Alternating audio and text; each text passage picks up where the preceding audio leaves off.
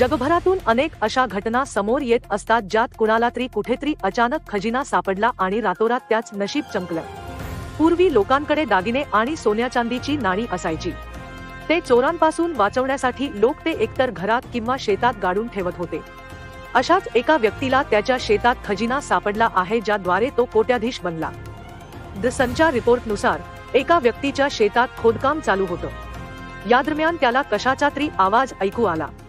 मजूर आणि शेताच्या मालकाने पाहिलं तर त्यांना जे दिसलं ते पाहून ते हैराण झाले।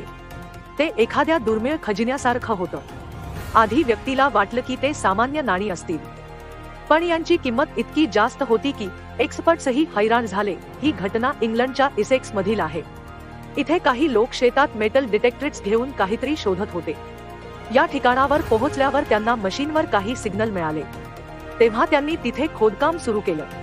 अशात त्यांना खाली गाडून ठेवलेला खजिना सापडला। त्यांच्या हाती एकूण 122 चांदीची नाणी लागल्यात। ही नाणी 950 वर्षाआधी जुनी आहेत। चांदीची नाणी 4 इंच आत गाडली होती।